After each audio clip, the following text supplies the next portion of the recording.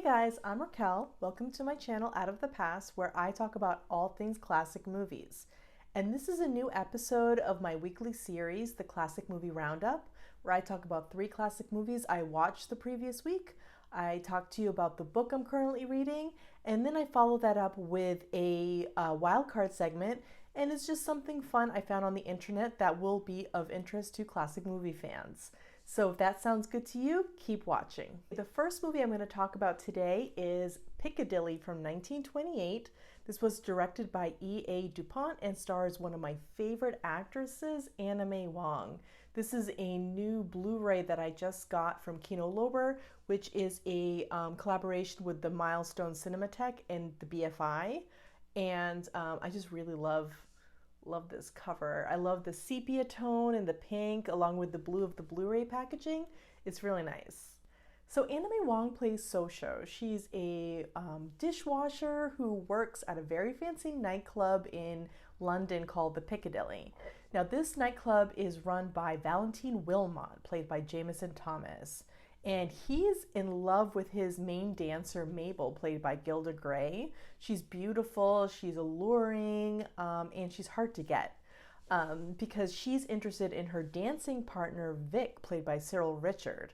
And because he's in the way, Valentine schemes to get him out of the picture by firing him, since, of course, he's the boss.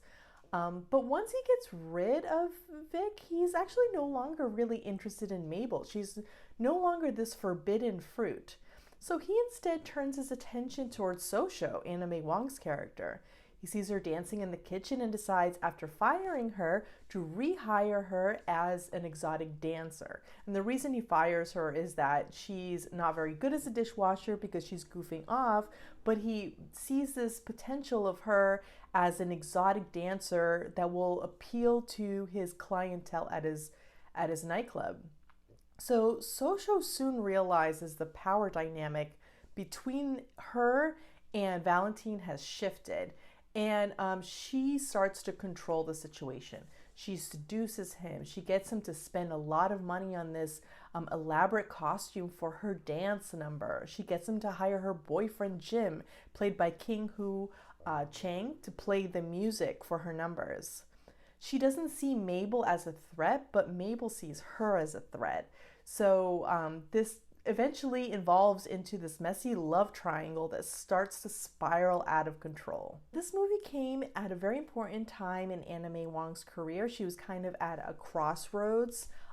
Previously, before 1929, she was this kind of successful silent film actress. I mean, she didn't have really big parts, but she got these really plum roles still. She really kind of made a splash with The Toll of the Sea. And that kind of placed her in like the demure butterfly stereotype, and she also played the dragon lady. So it was either the dragon lady or the demure butterfly. The Toll of the Sea really opened doors for her, and she was just very determined to really carve out a path for herself as an actress, which was very difficult for Asian Americans at the time, especially. But she did struggle to get like leading parts. So she just still she tried to find opportunities for herself. She made her own production company, which was short-lived. Unfortunately, her business partner, I guess, stole a bunch of money from her and it had to get shut down. But she specifically opened that production company in order to develop parts that would be really good for her. So she was very determined, and she was struggling in the United States and Hollywood in particular to find good roles. So around the time that she made Piccadilly, she had kind of transplanted herself in Europe, where there were more opportunities for her to have these really good roles on screen because there weren't as many limitations for Asian Americans there. So she was working in the UK and Germany. And Piccadilly really gave her an opportunity to shine. She's technically not the leading lady, Gilda Gray is, and Gilda Gray, I believe, gets top billing, but Anna May Wong is pretty much a second leading lady. She gets so much screen time. And this is really just an opportunity for Anime Wong to showcase and shine on screen. Is to showcase her star power and her charisma, which really comes through.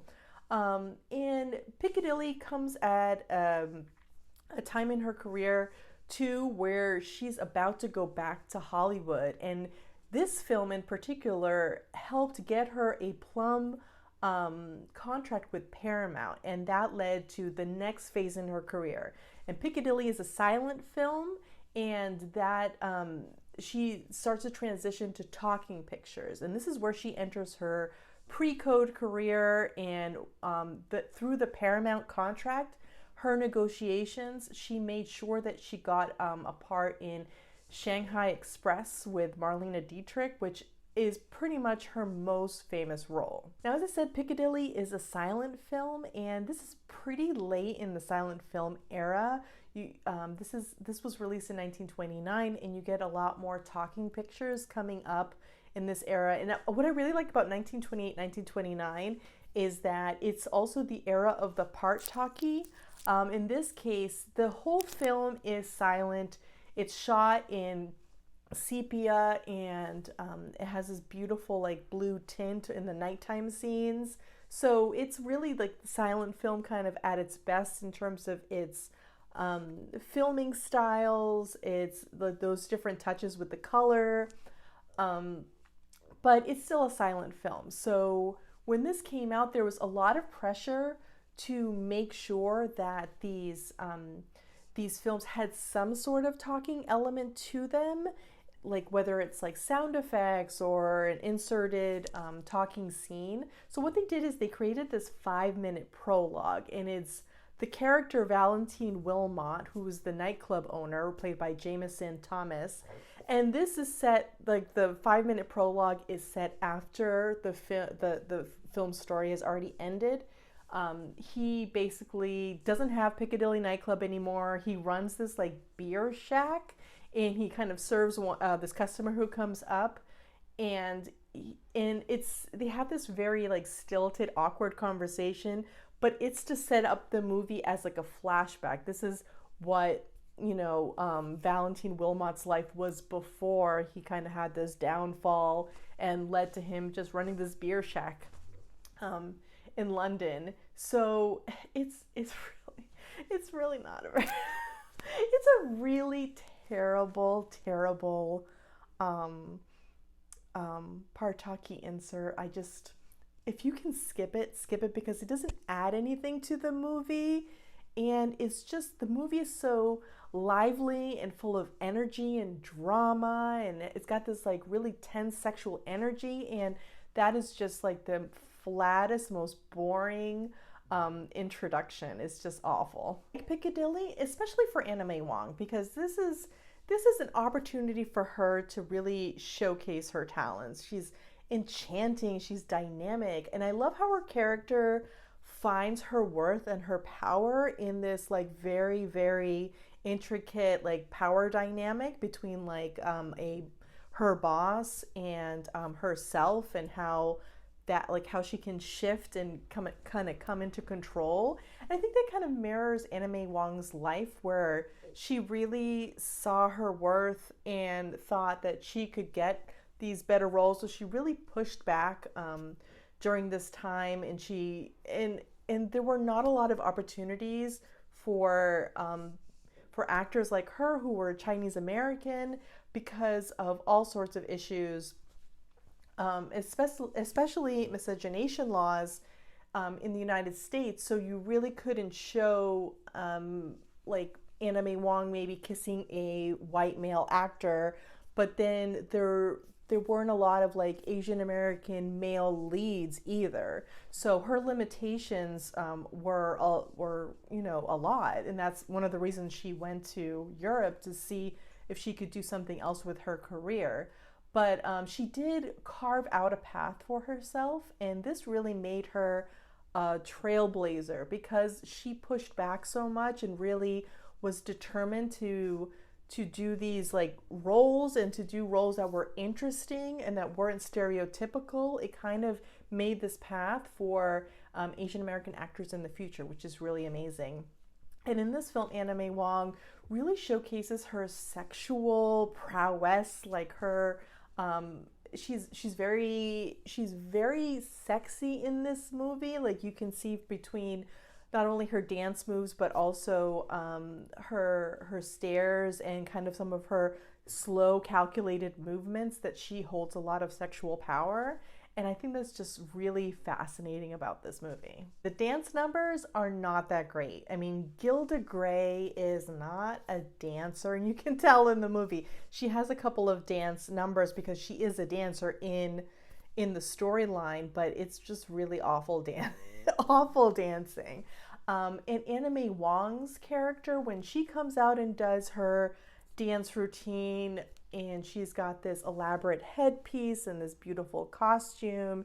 And while the costume is there's a lot of pieces to it, she's also kind of barely clad, so it's quite sexy. But the dancing in this movie isn't like an athletic feat. It's more to draw attention. Like Anna May Wong's drawing attention to her body through these like the swaying her hips and turning around and doing these seductive arm movements. So really, it's meant to be sexy, but not necessarily like athletic dancing with all these like interesting moves. And a couple other things that were interesting about this movie. There's quite a lot of alcohol in it, which is interesting because in 1929 in the US it's prohibition and the UK doesn't have that. So you see a lot of drinking in a film from 1929 that you wouldn't see in a Hollywood movie, which I think is interesting. And these are people drinking freely and openly, and it's not like, they're in a speakeasy or they're doing it undercover or it's bootleg liquor or whatever. And there's also a couple of familiar faces in this. Ray Milland appears as an extra in one of the early nightclub scenes. I don't know if I've ever spotted him, but he's in there. And Charles Laughton, who seems to be like a regular player on this video series, because I've already talked about him in the first 2 episodes and now I'm talking about him again. He has a small but quite wonderful role as this disgruntled patron who is just complains about this one dish that's dirty, and because that dish is dirty, that leads Valentine into the kitchen to see what's going on. And that's when he spots Anna May Wong's character, So dancing. So that kind of triggers the plot to move forward. And he's not on for very long, Charles Laughton, but he's got a really great scene, and I kind of love it.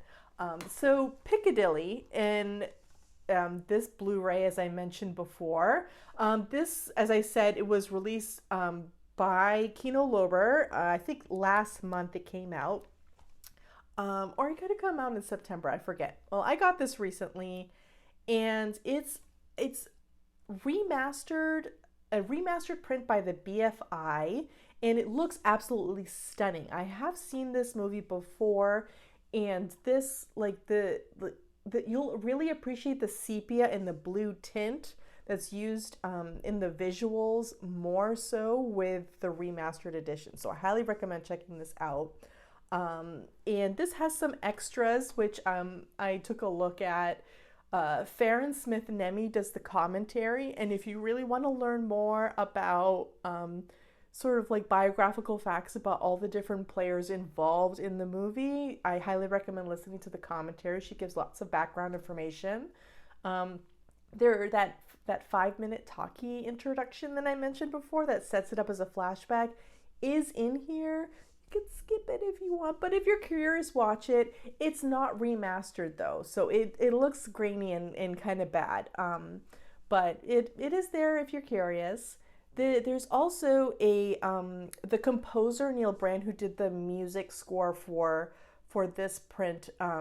There's a little documentary where he's just talking about how he scored the film, and then there is a panel discussion which is moderated by B. Ruby Rich and includes a couple of actors. It's just like a 4-person panel and includes Nancy Kwan and Jacqueline Kim, and it's from a San Francisco Asian American International Film Festival from 2004, and they talk about not this film in particular, but they just talk about Anna May Wong's career and her impact as an Asian American actress in the industry. So it does have quite a few extras, but I mean, honestly, it just really looks great in the remastered edition. And this is also, it's available in various places. I know the Criterion Channel has it streaming, and I think maybe Canopy has it streaming. So it's available in other formats, but I highly, highly recommend you check out the Kino Lorber one. And because it's officially Noirvember, the second movie I'm talking about today is, of course, a film noir. We got to celebrate, right? So the movie I'm talking about today is Woman on the Run from 1950. And this movie starts out with a murder, as many good noirs and just general crime thrillers do. So first we see Frank Johnson, played by Ross Elliott. He's out walking his dog, and all of a sudden he sees a man being shot to death. He gets a glimpse of the murderer, and who spots him back and shoots at him. So, fearing for his life, Frank goes into hiding. And what we know about him is that he's a painter, he's married, and he has a heart condition and needs medicine. But he's also on the run because he knows this murderer this murderer knows that he's the only witness to this crime and is out to get him. So the star of the movie is Ann Sheridan, who plays Frank's wife, Eleanor Johnson. And while the movie is called Woman on the Run, it's really a man on the run. I'm not really sure why they changed the title, because Man on the Run is actually the original title of the original story. So I don't know if it was because Ann Sheridan is the star, and they really kind of wanted to play up that angle. Maybe it sounded more enticing to have Women on the Run. Who knows? So basically, while this man is on the run, two detectives played by Robert Keith and Frank Jenks, who many of you will recognize from Christmas in Connecticut, the old Magoo. So these two police detectives seek out Eleanor's help to find her husband because he was a witness to the murder and they need to solve this crime. But she doesn't trust them and tries to find Frank herself. She's approached by the journalist Dan Leggett, played by Dennis O'Keefe, who wants to, air quotes, help her. But we know from seeing the murder at the beginning that he's actually the murderer pretending to be a journalist. And the story follows Eleanor and Dan as they both try to find Frank. One to save him, the wife, and the other to eliminate him, the murderer. And basically, the whole movie just kind of follows them, and we're waiting for Eleanor not only to figure out what's happening, but to save her husband in time. Okay, so Women on the Run is not very good. I think I would like it maybe on a second viewing, but on this first viewing, I didn't quite like it. But before I go into what I think went wrong with the movie, let's talk about what I did like about the movie. It's shot on location in San Francisco, and I love watching movies, especially from the 50s and 60s that are shot in San Francisco, because it makes it kind of a time capsule of that place in time. And you see lots of locations. They shoot pretty much everywhere. You see Washington Square, the Embarcadero, Telegraph Hill, Union Square, Chinatown. In fact, Chinatown becomes an important place in the story. It's kind of where one thing kind of takes a turn and helps the plot move along. And also, I don't think you actually see the Golden Gate Bridge, but you see pretty much a lot of San Francisco. And it has I would say, the best use of a roller coaster in a movie. The roller coaster itself is kind of symbolizes chaos, the chaos that Eleanor Johnson is going through. But it's an important, I don't want to spoil it. It's an important part of the story's climax. And I just think that is really well done. So if I were to say more, I would spoil the movie. But definitely when you watch the movie, look for the roller coaster scene. And I did also like the conceit about, this man on the run. and two people looking for him, but for opposite reasons. I just thought that conceit was really interesting. And I really love the storyline with the dog, which I tend to love storylines with dogs when the dog isn't hurt, and the dog is not hurt in this movie.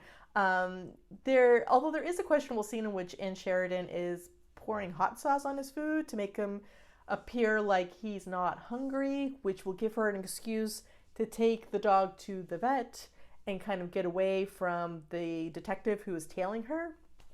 I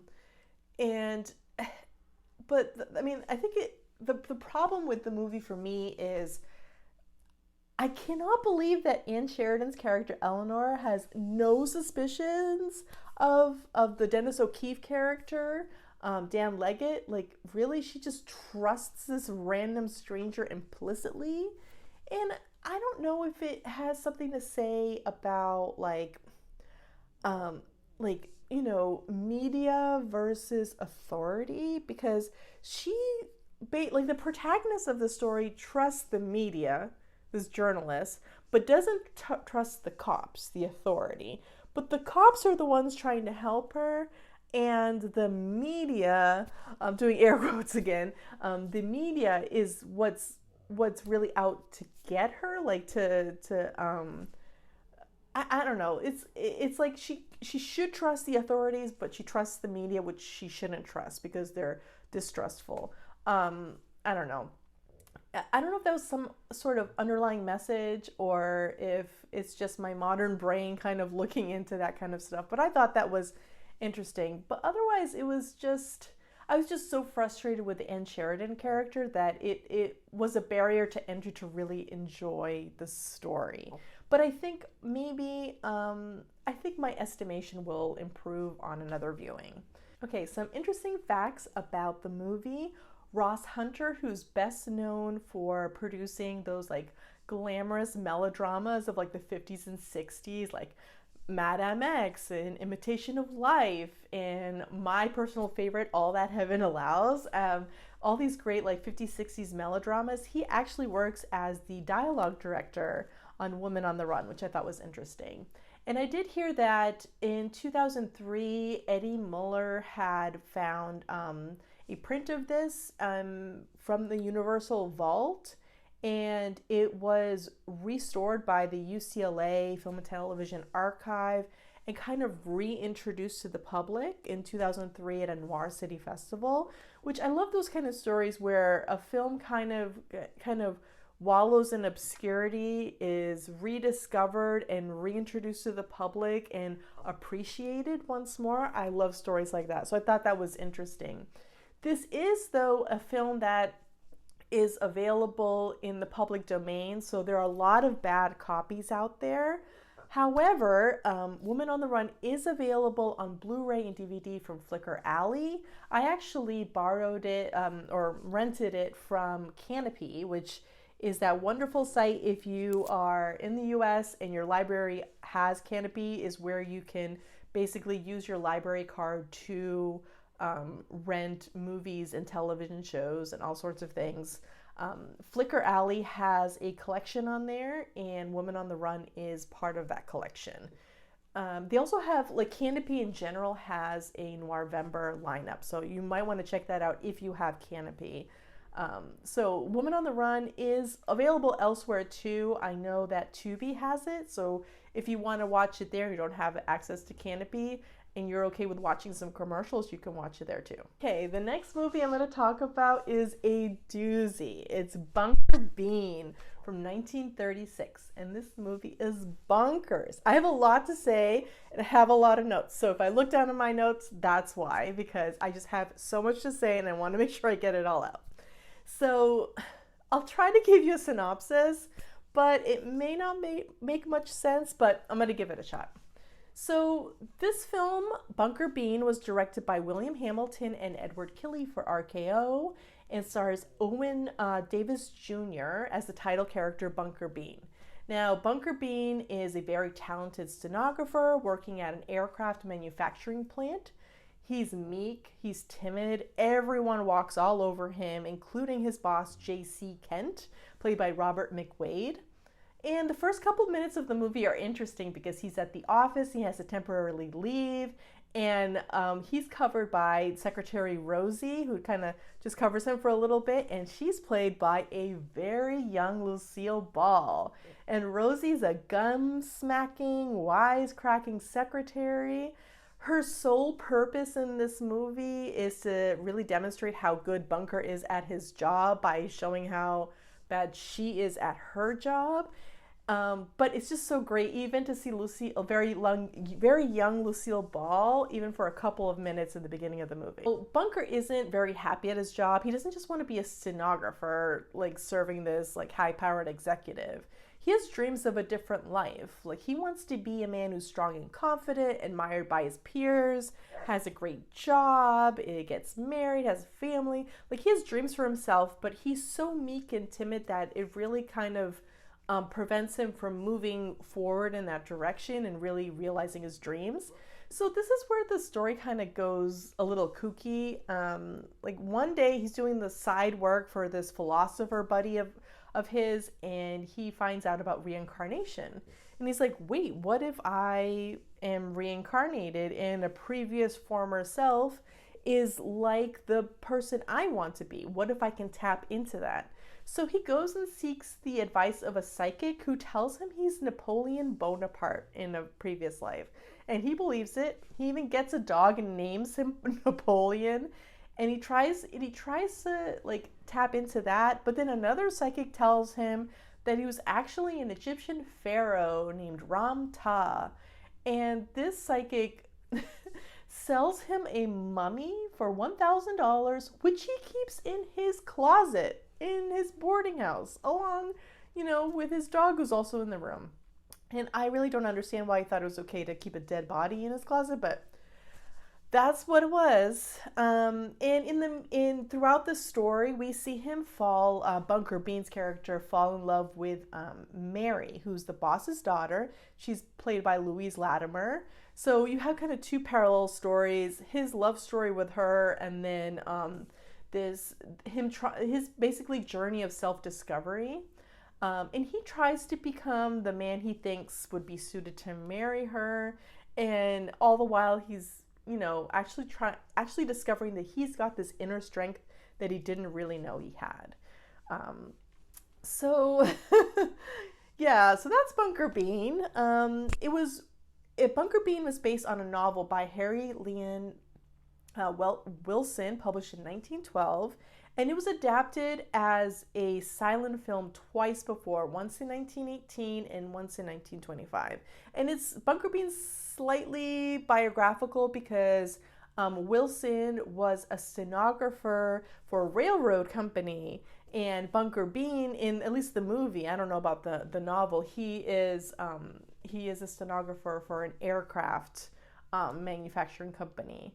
And this same author, Wilson, had written Ruggles of Red Gap, which came out the previous year in 1935 by Leo McCarey. And it's a wonderful film. I highly recommend you check that one. Okay, I had a lot of fun with the research, so bear with me. I have a lot of things to share about this movie.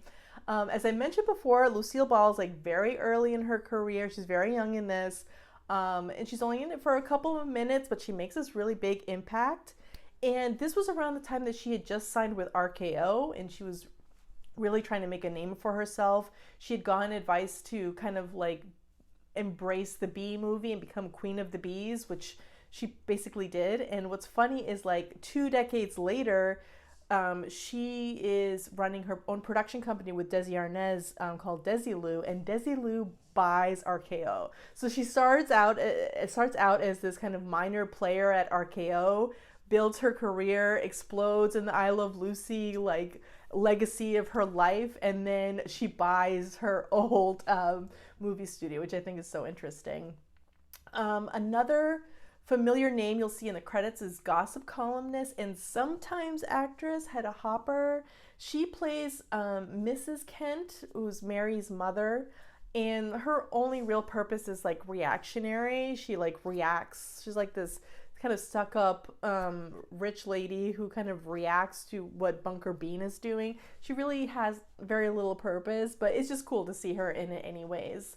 And the star Owen Davis Jr. I hadn't heard of him really, and researching him, he's like kind of an interesting guy. He was the son of a famous playwright, Owen Davis Sr. And at the point he made Bunker Bean, this was his first leading role in a movie, and he had all this stage experience before, and he came to Hollywood and he was trying to make it in Hollywood, but really he never became a leading man. But this was his like one big leading role, and all his other roles were like just small parts in movies. He only ever made 16 movies. What happened is eventually he was drafted into the army during World War II. And when he came back, he didn't really quite make any more movies. And instead, in the late 1940s, he moved to New York City, and he became a television producer for NBC. And this was at the very beginning of when television exploded. 1949 was a really important year in particular for television. Lots of households were purchasing televisions and deciding to stay at home and watch TV rather than go to the movies. And it was just like a burgeoning industry and very lucrative. And he was working at that point in it. He even made a call out to the New York Times to get one act plays that he could dramatize. Like he was on the verge of an amazing career. And then that same year, 1949, he died in a drowning accident, which I just like the possibilities. Like he didn't make it as a Hollywood leading man, but he could have made it as like this amazing television producer. Like we don't know what that possibility could have been, which is sad. And now on a lighter note, let's talk about the dog. His name is, actually her name, I should say. She's playing a male dog named Napoleon, but her name is Squeeze It. Yes, Squeeze It. She plays, Bunker's sidekick, and she's like this really adorable, very talented dog with lots of energy. She's so cute in the film, and she has this important part in this big reveal in the movie. And during my research, I saw a lot of publicity photos of Louise Latimer, who plays Mary Bunker Bean's love interest, promoting the film with Squeeze It, and including this one panel in which you see them doing the hear no evil, see no evil, speak no evil poses. It's really quite adorable. I'm still not done with Bunker Bean. This is a really interesting movie. So it's a very obscure movie. You probably haven't heard of it, and that's probably for a good reason. It's just very, very strange. It's also a little backwards. Like, if you have heard of this movie, chances are it's because of this one scene in the film in which Owen Davis Jr. kind of violently spanks Louise Latimer. And it's quite horrifying because he's really hitting her. It's just like kind of, and also like the other characters in the story are horrified by it too, especially the Hedda Hopper character. But one character is not, and that's the grandmother character played by Jessie Ralph, who is the one who kind of encourages him to spank her granddaughter. And she also jokes about chloroforming her granddaughter if her granddaughter doesn't come out to be like a proper lady. I was like, what is going on? That's just horrifying. And there's also another clip online of the Bunker Bean character trying to figure out how to eat with this very wealthy family where he has like a million forks and a million knives and a million spoons, and he's just trying to get the one little grape off the fruit salad. So that clip is also kind of floating around there. I also thought it was kind of strange that Bunker Bean keeps the mummy in his closet. Like, why do you think that's okay to keep a dead body in your closet? I just think that the mental gymnastics involved in just rationalizing what's happening in the movie is a lot. And for those of you who know this movie, College Holiday kind of reminded me of Bunker Bean, because that is also like a light comedy with a romantic storyline. It's got at least two like parallel storylines like Bunker Bean does. And Bunker Bean deals with reincarnation, and College Holiday deals with something I'm not allowed to say on here because I don't want to attract the wrong crowd, so I'll just put it up on the screen. Yeah. That movie's available on YouTube if you want to watch it. But I don't know if there's something going on in 1936 where you had these like trending ideologies and filmmakers were just kind of thinking, oh, we got to find stories with these ideologies and put them into light comedies. And like, hey, we have Bunker Bean. It's already a story that's been done. It's got reincarnation. Let's do it. And I don't know if that was to serve a purpose or if it was just a thing that they did. I don't know. It's very strange. So Bunker Bean isn't, I'm sorry, it's not available anywhere. You can find gray market DVDs of this online. I did see a few of those, but I cannot find anything online other than just those couple of clips that I had mentioned. And you're probably wondering, well, Raquel, how did you see it? Well, I taped it off Turner Classic Movies in August because it was one of those films that was part of Summer Under the Stars. And they highlight one actor or actress every single day, and they basically go through like from the very beginning of their career to the very end. And this I taped on Lucille Ball Day. And speaking of Lucille Ball, I am currently reading this book right here, which is AKA Lucy, The Dynamic and Determined Life of Lucille Ball. It's written by Sarah Royal and has a foreword by Amy Poehler. I had briefly brought this up in the last episode.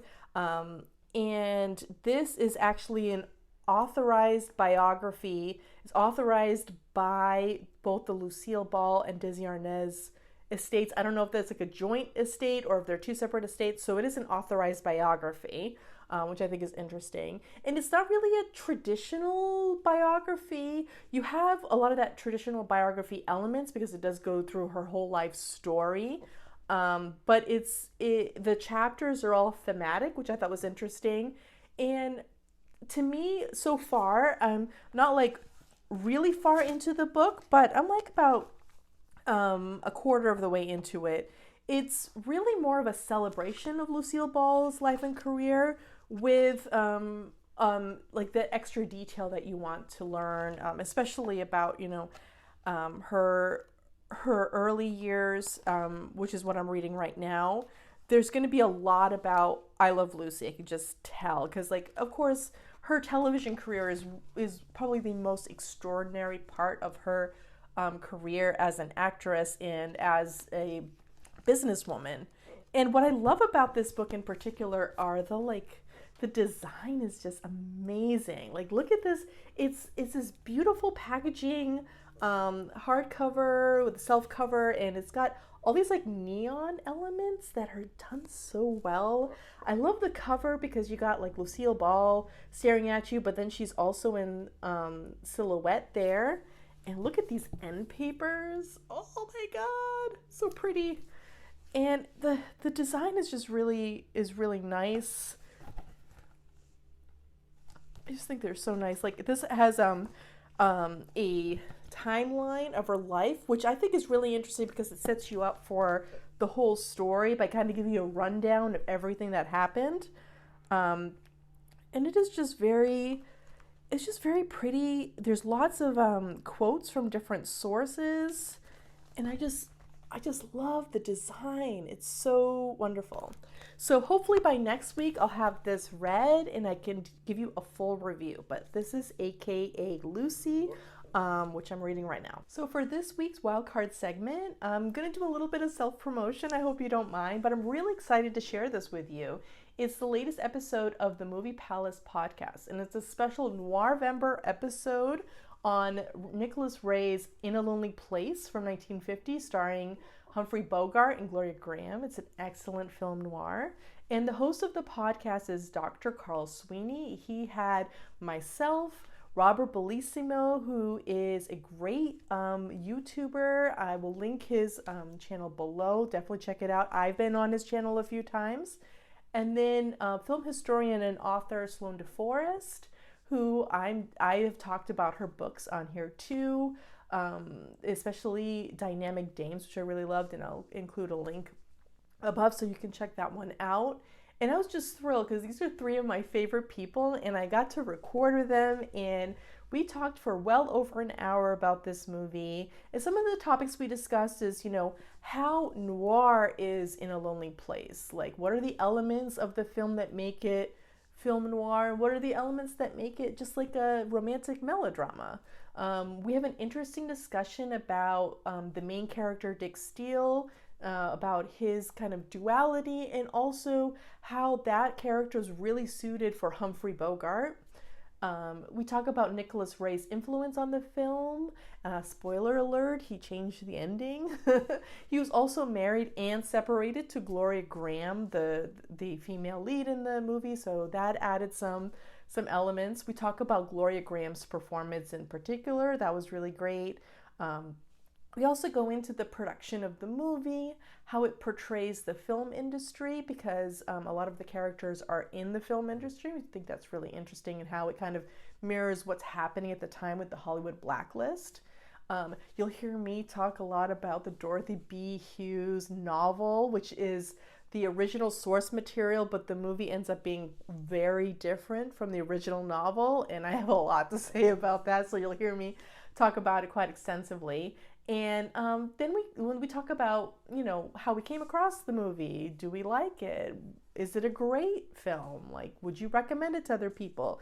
And we also do a lot of analysis of different like standout scenes and our favorite scenes from the movie. I'll leave a link below. The Movie Palace podcast is an excellent podcast. I highly recommend it. I've been on there quite a few times, and Carl does an amazing job with his guests, and like he always has some like really amazing questions for us. It's always very well organized and very thoughtful. He keeps the discussion moving. It's just like those are some of my favorite episodes to listen to, and they're all classic movie related. So I highly recommend you just check out the podcast in general, but definitely listen to this particular episode since I'm very, very proud of it. Well, that's it for this week's episode. In the comment section, I'd love to hear what you're watching for Noirvember. And also, do you like In a Lonely Place? Is that one of your favorite film noirs? Let me know. Make sure to like and subscribe, and I'll catch you on the next episode. Bye!